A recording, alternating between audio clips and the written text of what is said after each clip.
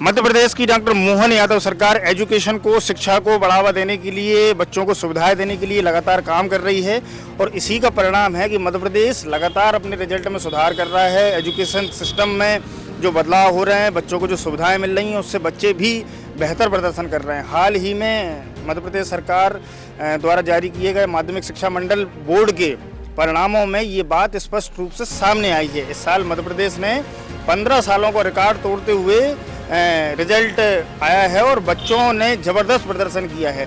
इसी के साथ मध्य प्रदेश सरकार बच्चों को आगे बढ़ाने के लिए उन्हें रोजगारपरक शिक्षा से भी जोड़ रही है।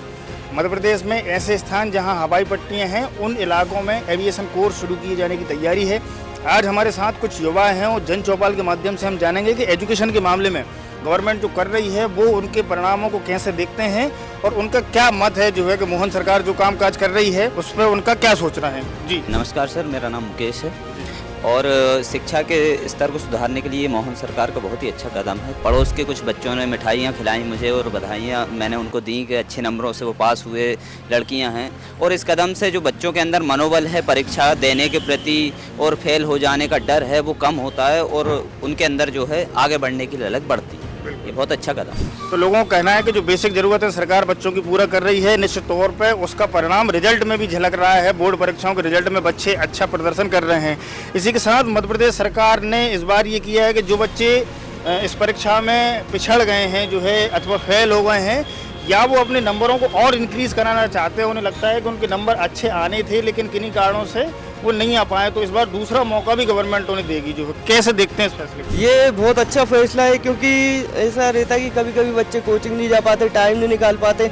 कभी कभी गांव के क्षेत्रों में जो बच्चे हैं वो अपनी जिम्मेदारियों को लेके मतलब छोटे से बड़े हो जाते हैं, अपने माँ बाप को साथ देते हैं, तो इसी के चलते वो पढ़ाई बहुत कम कर पाते हैं, टाइम नहीं निकाल पाते, इसीलिए वो फेल हो जाते हैं। लेकिन मोहन सरकार का ये बहुत अच्छा फैसला है कि जो बच्चे फेल हो रहे हैं या जिनकी सप्ली आई है वो अच्छे नंबरों से फिर से पास हों और फिर से एग्जाम दे सके ताकि अगली कक्षा में उन्हें मौका मिल सके। बिल्कुल, बड़ी अच्छी बात कही इन्होंने। अमूमन होता क्या है कि अंचल के बच्चे जो है अपनी नैतिक जिम्मेदारियों से, अपनी पारिवारिक जिम्मेदारियों से कई बार उतना समय नहीं दे पाते हैं, लेकिन गवर्नमेंट उन्हें एक बार फिर मौका देने जा रही है। इसी के साथ मध्य प्रदेश सरकार उन क्षेत्रों में एविएशन कोर्स शुरू करने जा रही है जहां हवाई पट्टियां हैं। ये एक बड़ा फैसला है जो है और एक नए तरह का नवाचार भी है। कैसे देखते हैं आप? ये तो बहुत अच्छी बात है। मध्य प्रदेश में जहाँ जहाँ जिन शहरों में जैसे रीवा है, सतना है, छोटे जिले हैं, वहाँ भी हवाई पट्टी बनाई है सरकार ने और काम भी अच्छा चल रहा है। और अब एविएशन के क्षेत्र में भी अगर गांव के बच्चों को, क्योंकि गांव के बच्चों को अगर पूछेंगे बड़े होकर क्या बनना है तो डॉक्टर, पुलिस, इस टाइप की जनरल सी चीज़ें बताते हैं, लेकिन एविएशन या कोई टेक्निकल इंडस्ट्री के बारे में जानकारी गांव तक नहीं पहुंच पाती।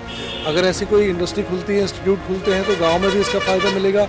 एविएशन में लोग पायलट बन सकते हैं, मैकेनिकल इंजीनियर एविएशन के क्षेत्र में जा सकते हैं, तो बहुत अच्छी बात है। और ऐसे उत्कृष्ट और टेक्निकल कोर्सेज जो है वो ज़्यादा से ज़्यादा गांव में शुरू करने चाहिए। मोहन सरकार ने, मुख्यमंत्री डॉक्टर मोहन यादव को कार्य संभाले जो है 500 प्लस दिन हो गए हैं, जो उनके पूरे कामकाज को, एजुकेशन को लेकर जो उन्होंने कदम उठाए हैं, उन कदमों को आप कैसे देखते हैं? बहुत अच्छा काम किया उन्होंने।